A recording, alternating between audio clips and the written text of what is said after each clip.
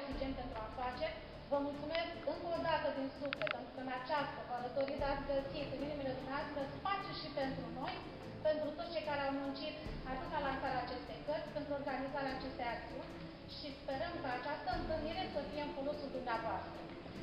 Mă numesc Gabriela Echim, sunt vicepreședinte la Uniunea Centrului de Mediere și în același timp și mediator în cadrul Centrului de Mediere Bacău.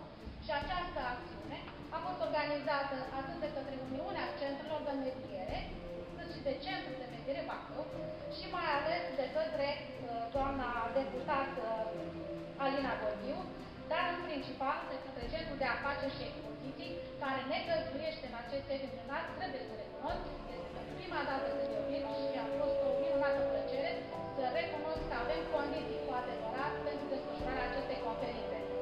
Iar în parteneriat, alături de acești organizatori, trebuie să-i apuntez pe cei care au participat și care sunt prezenți astăzi din partea Centrului de Avocaților Mediatori. De asemenea, parteneri avem și Asociația O Șansă pentru Viitor, Camera Deputaților Fiscali și Societatea de Formare Profesională Finanțorii. Vă doresc să fiți alături de noi, vrem ca întâlnirea să fie interactivă. Noi v-am prezentat un program care a fost, se regăsește în mapele dumneavoastră, prezent astăzi la această întâlnire. Mulțumesc! În primul rând vă doresc dumneavoastră bine ați venit la Centrul de Afaceri și Expoziție Mircea Dancicu. Desigur, bine ați venit aici la conferința noastră despre medierea în afaceri. Desigur, știm cu toții, în fiecare zi trăim într-o mediere permanentă. Avem de mediat poate un joc pentru viitor, avem de mediat o afacere, poate avem de mediat un program pentru strategia companiei noastre. În altă ordine de idei, este vorba de competitivitate.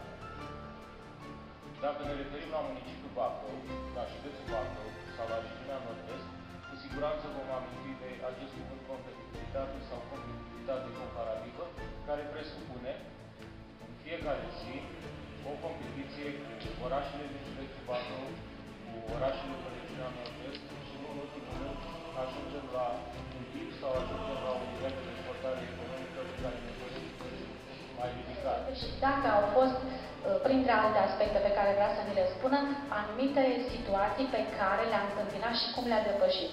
Eu sunt sigură că dacă am vrea să o monopolizăm, am ținut foarte mult.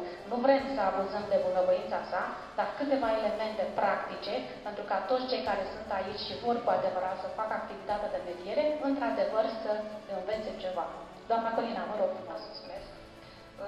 Nu sunt în măsură să dau rețete, dar pot să vă spun foarte clar că un mediator, dacă dorește să ajungă la succes, trebuie să implice foarte mult în ceea ce vrea să facă.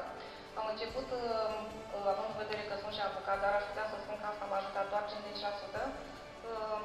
Am încercat prin scrisori de intenție și să colaborăm cu instanțele de judecată din județ. La modul declarativ au fost de acord.